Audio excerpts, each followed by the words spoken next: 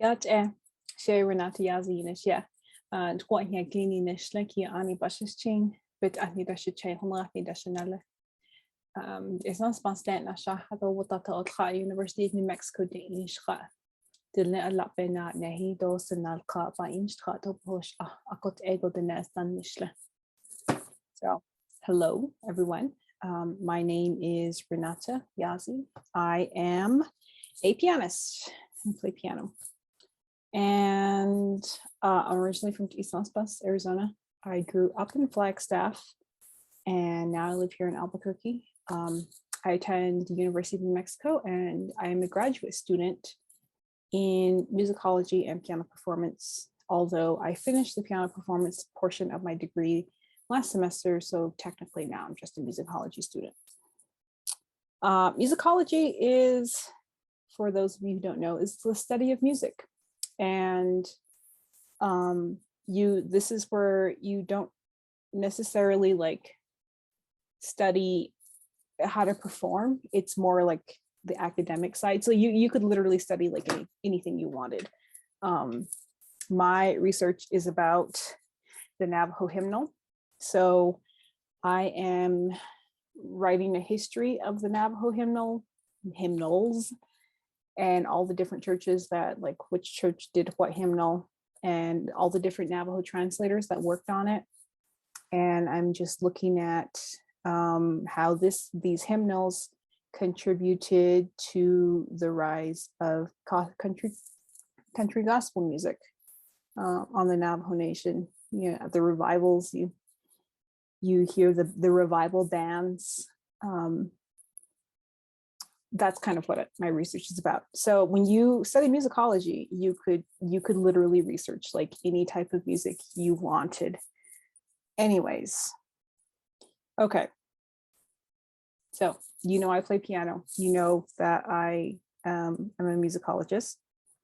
What inspired me to pursue music? So I started piano lessons when I was 4 years old, and I chose the piano because my mom played piano. And I enjoyed it. I liked how it sounded. I was very invested for a 3-year-old in playing the piano. I practiced every day. So my mom started teaching me some basic piano, just like note names and just really basic, like where is middle C. And I enjoyed it. So I continued. She had me enrolled in piano lessons when we lived in Flagstaff, and I continued that and for 6 years until I was 10. And then we moved to the res to Tees when I was 10, so I didn't take piano lessons anymore. And I didn't have a piano teacher until I went to college. And in college, I studied chemistry, so something completely different. My bachelor's degree is in chemistry, but I have a minor in music. And that's how I restarted playing the piano again and becoming more involved with music. And then when I finished my bachelor's degree, I said, I'm going to go back for music.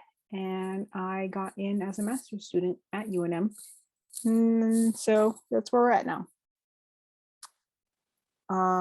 What do I like about performing? I don't like performing. I didn't like performing. I think classical music is a very technical art. It can be a little bit, it has a perfectionist culture. So when you play classical music, it has to be perfect. Like there has to be a good interpretation. All of the technical elements have to be like flawless. And so when you perform, it's just you're being put into these really high pressure environments where it's like everything has to be perfect, everything has to be done like flawlessly, and that kind of takes the fun out of it. So for a long time, I did not enjoy performing because every time I performed, it was just really stressful, really, really stressful. But this past summer, I spent some time with some Native musicians who don't play classical music, and they play other genres, or they sing or whatever, they rap.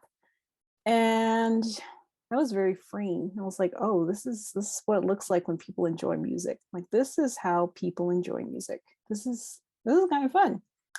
And I played with a band like once. Once.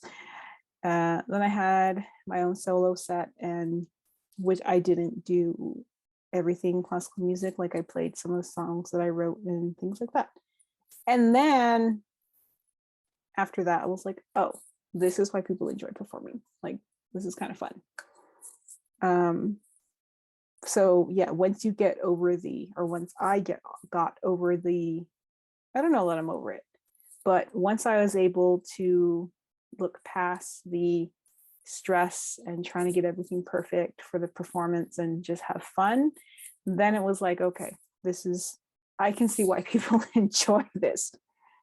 But I really enjoy writing about music. That's one thing that I really like to do.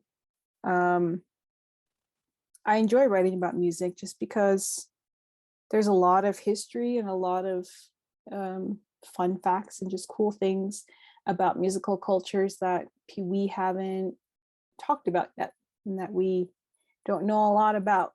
And there's a lot of really great work that other performers and composers and translators and singers and bands and choirs and any kind of person who engages with music, there's a lot of really cool work that they've done that deserves recognition.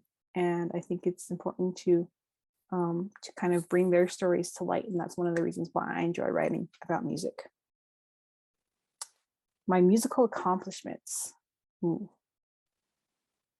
The first thing that always comes to mind is I went to Germany when I was, actually, I won't tell you how old I was.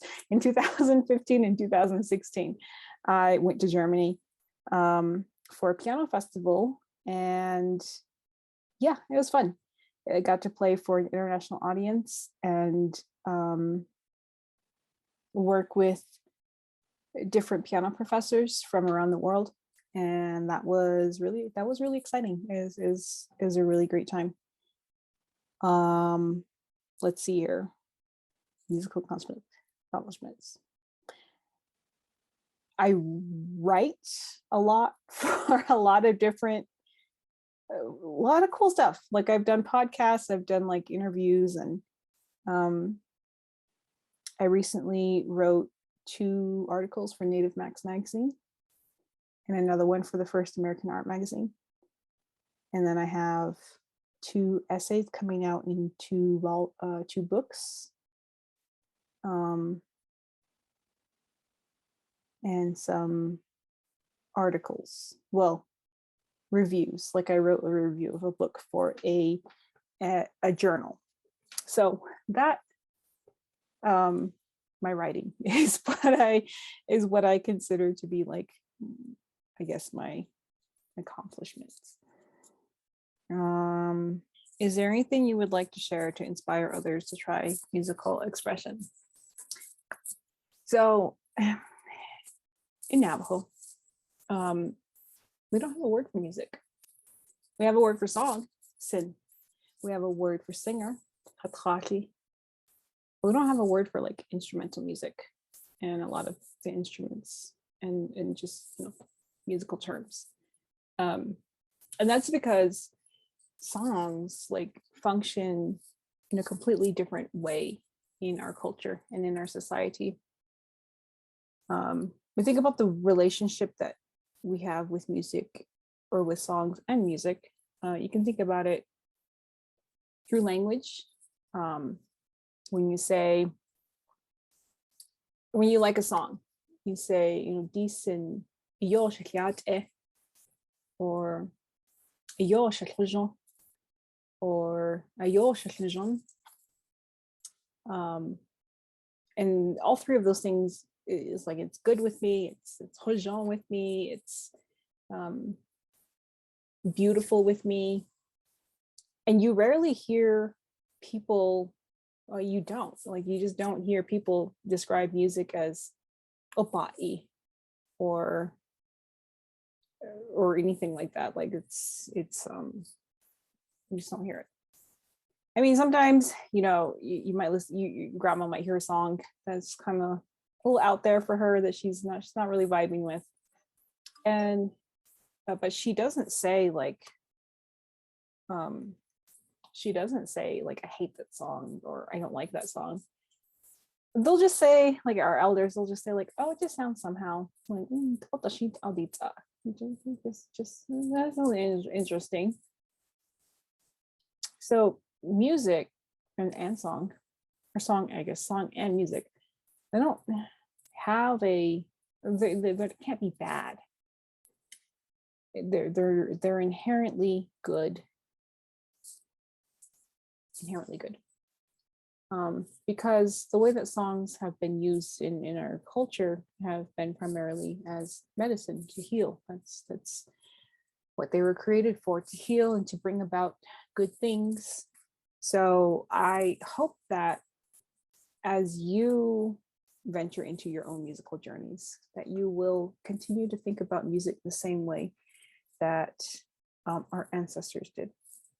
That music is a good thing. Music is supposed to be a positive force in your life. And the minute it starts being stressful, the minute it starts just not being fun anymore, then you probably need to change up what you're doing and do things a little differently. The music I'm going to perform for you today, the first one is a little song that you might recognize called For Release. And everybody always knows the beginning, and nobody ever knows the end of the song. So listen to the whole thing. It's more than the it's more than that. Like, listen to the second half. It's really cool. It's a really cool song. And the second one is a prelude and fugue by Johann Sebastian Bach from the first book of the Well-Tempered Clavier, and it's in G minor. G minor is my favorite key, so I had to learn the one that's in G minor. And the prelude is kind of an introductory piece. So it's just, prelude is an introduction. Prelude music, you think of prelude music before a wedding. It's the music that happens before the main event. So the main event in this case is the fugue. And this fugue has 4 voices, so 4 individual melody lines that you play all together at once. And they're very complicated. It's hard to play, and it's hard to compose, but I think it's really satisfying. It's kind of mathematical. It satisfies the mathematical part of my brain, and I hope you enjoy it. So thank you for letting me spend some time with you today.